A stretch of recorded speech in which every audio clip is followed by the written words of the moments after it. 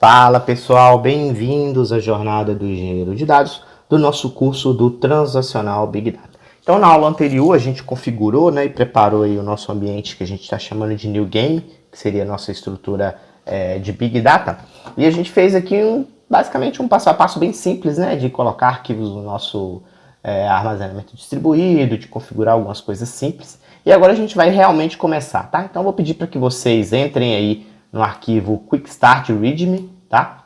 Então eu vou fechar esse aqui, esse README que eu tinha aberto, e vou abrir aqui o outro README. Peraí, deixa eu rodar aqui de novo. Então vamos começar com esse README de novo. Então na prática ele vem com aquelas mesmas informações, do anterior, nada demais.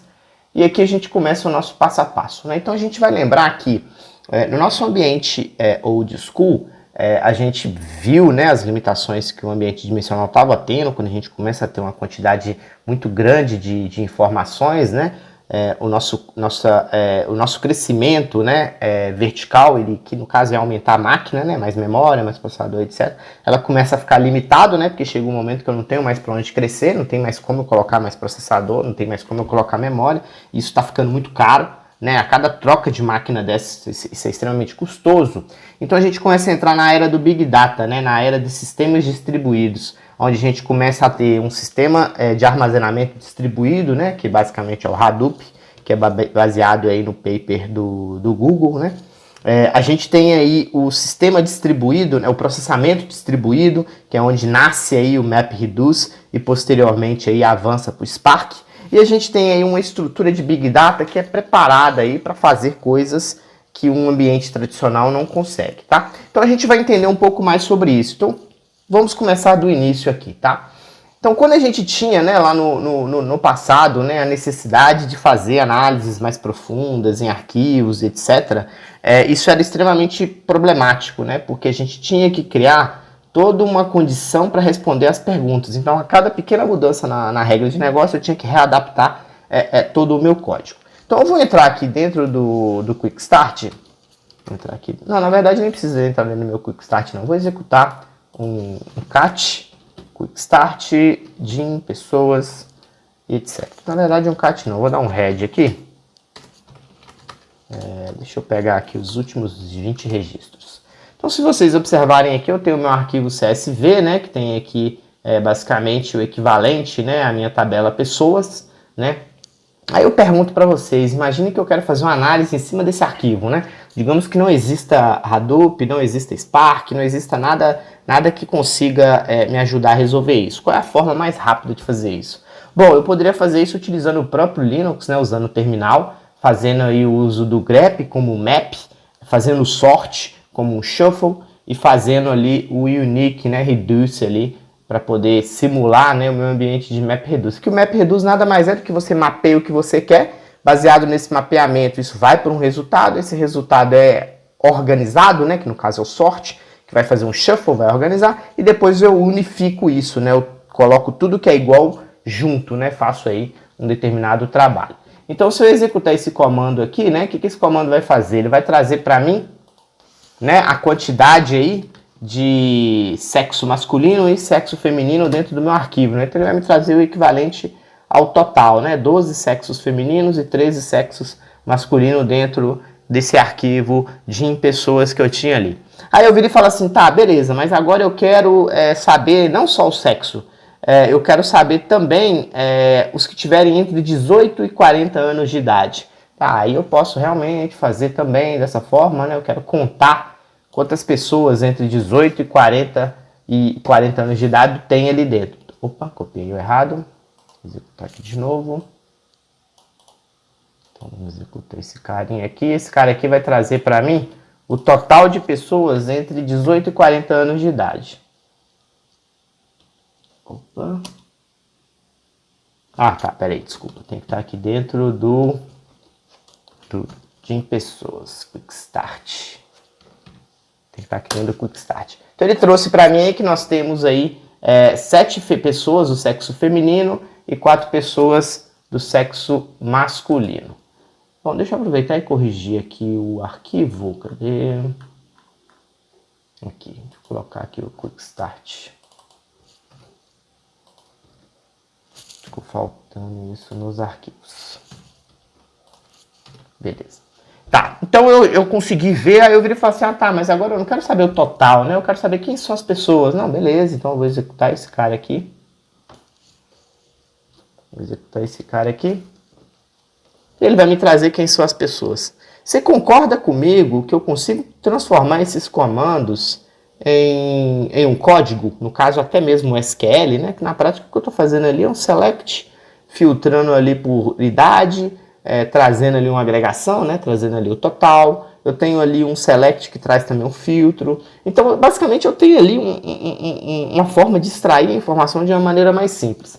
Mas antes que o SQL se tornasse a linguagem dos dados, foi-se criado, né, a ideia de execução via MapReduce. Né? Então, se a gente abrir esse nosso arquivo aqui, mapreduce.java, a gente vê que aqui a gente tem um código em Java, que na prática ele está mapeando, né?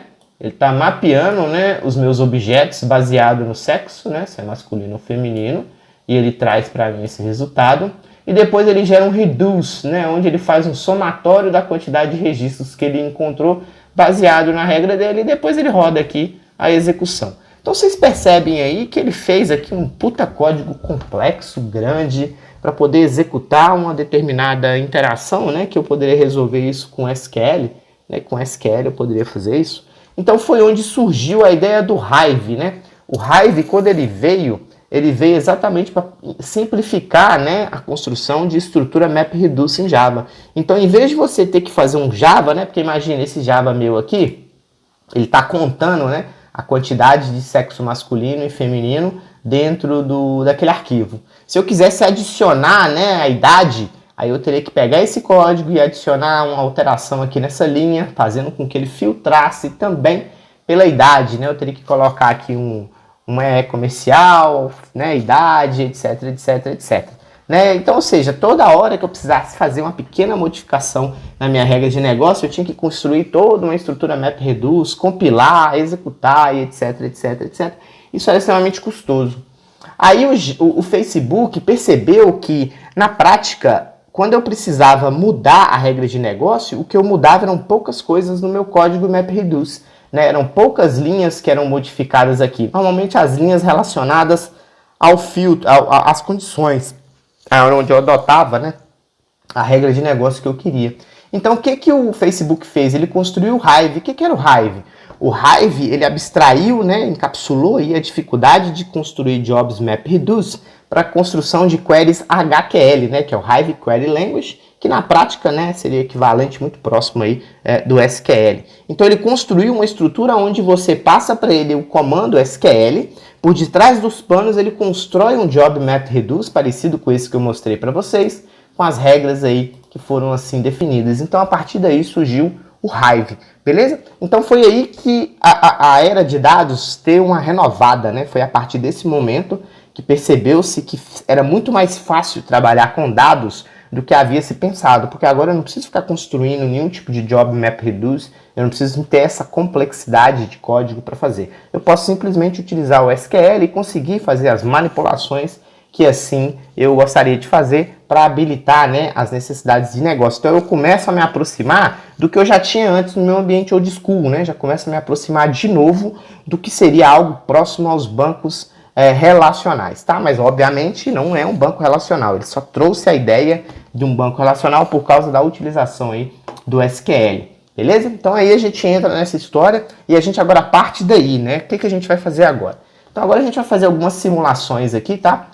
Eu vou entrar aqui dentro do meu Postgres OLAP, porque imagina o seguinte, quando eu fui para o meu ambiente, quando eu fui para o Big Data, né, que eu comecei a trabalhar com estruturas igual o Hadoop, igual o Hive, o Spark, etc, etc, etc, os dados que eu tinha não eram dados vindos do transacional, claro que não, eram dados que já existiam dentro de um ambiente dimensional, né, dentro de uma infraestrutura dimensional old school, só que eu não conseguia processá-los de uma maneira muito grande, né, ou seja, eu não conseguia ter uma análise profunda, eu conseguia analisar ali tipo 6 meses, eu não conseguia analisar 4, 5, 6 anos.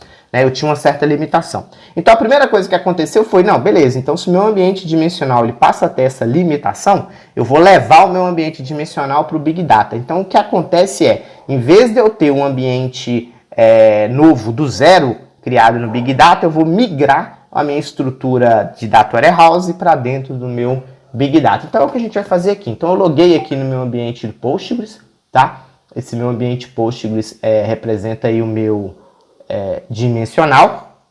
A gente agora vai fazer algo parecido que a gente fez, né, nas aulas anteriores, que é exportar a minha tabela de pessoas, né? Então eu vou exportar aqui a minha DIM pessoas, beleza? Então, diferente do que eu fazia antes, que eu exportava a minha tabela de pessoas, eu estou agora exportando o meu ambiente dimensional. Então, eu estou tirando o meu ambiente dimensional e levando para o Big Data. Então, o que eu vou fazer aqui agora é exportar o DIM pessoas. Então, se eu entrar aqui, se eu der um cat, não, deixa eu dar um head aqui. Se eu dar um head aqui, ele vai trazer para mim a tabela pessoas. A partir daí, eu vou acessar o meu mini.io, beleza? Lembrando que para acessar meu mini.io, eu tenho que sair aqui do Docker que eu estava para entrar em outra imagem do Docker. Então, vou acessar agora meu mini.io e agora eu vou movimentar, né? Ou seja, eu acabei de criar, né, esse DIM pessoas e agora eu vou jogar ele para dentro do meu mini.io. Ou seja, eu estou literalmente jogando ele para dentro do que seria o meu Data Lake, né? O início do meu Data Lake. Maravilha? Beleza, ele está lá no meu Data Lake, está lá rodando bonitinho, eu teria que fazer aqueles comandos, né, de MapReduce que a gente viu e seria extremamente inviável. E a partir daí entra o Hive, beleza? O Hive então começa a facilitar a nossa vida com SQL. Mas no nosso caso aqui a gente não vai usar mais o Hive, porque o Hive ele meio que perdeu a hegemonia, né? Até porque as ferramentas começaram a evoluir e o próprio Spark contém características que simulam o que seria algo parecido que o Hive fazia, tá? Porque o que o Hive fazia, se a gente for parar para pensar? O Hive ele tinha um banco de dados onde ele armazenava a estrutura dos arquivos, né? Simulando ali o equivalente a uma tabela, e a partir daí ele conseguia construir os jobs MapReduce para poder fazer as extrações. Tá bom? Então, o Spark SQL, ele cria algo parecido nesse sentido. Então, o que a gente vai fazer aqui agora, né? Eu já enviei o meu arquivo para o mini.io, vou sair aqui do mini.io e agora eu vou entrar dentro do meu Spark, né? O meu servidor que contém aí o meu Spark. E eu vou executar aí um Spark SQL, né? Ou seja, eu vou entrar no que seria equivalente à linha de comando, né? do Spark. A partir daqui eu consigo executar comandos, né, de criação de tabelas, etc, etc, etc. Vamos esperar ele carregar aqui, demora um pouquinho, beleza, ligou, carregou.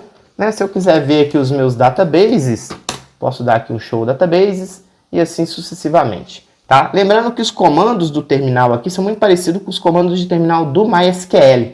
Então, para quem já usou o MySQL, né, a interação de terminal aqui, de interface do terminal, ela é muito parecida com o MySQL. Maravilha. Então, a primeira coisa que ele vai pedir para a gente fazer aqui, né, criar agora um esquema raw. Vou criar aqui um esquema raw, maravilha. Beleza? Então, se eu olhar aqui agora, é um database, né, porque dentro do MySQL, um esquema é o equivalente a um database. Tá? Então, o Spark SQL segue a mesma ideia.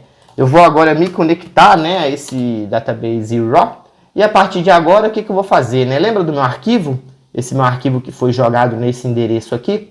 Ele tem um cabeçalho, né? Então eu não quero que ele leia o cabeçalho, porque senão ele vai trazer o cabeçalho como se fosse uma linha. Aí isso seria um problema, tá? Mas na prática eu vou skipar, né? Eu vou tirar, vou fazer com que ele ignore a primeira linha. Ele está no formato de texto, beleza? Então ele está armazenado como texto, né? Storage as text file, né? E os campos dele são terminados por ponto e vírgula. Significa que ele é um arquivo CSV que tem aí os campos terminados por ponto e vírgula, né? E ele é formatado, ele é delimitado, né? E os campos terminados por ponto e vírgula. E aí eu vou criar uma tabela chamada de pessoas com esses campos aqui, que é basicamente os mesmos campos que existem no arquivo lá, tá, gente? É os mesmos campos, tá? Eu só estou replicando os campos que existiam no meu ambiente dimensional para dentro desse meu ambiente. Beleza? Ó, tá criando. Bom, criou a tabela. Maravilha, tabela criada. Então agora se eu executar um select asterisco de pessoas,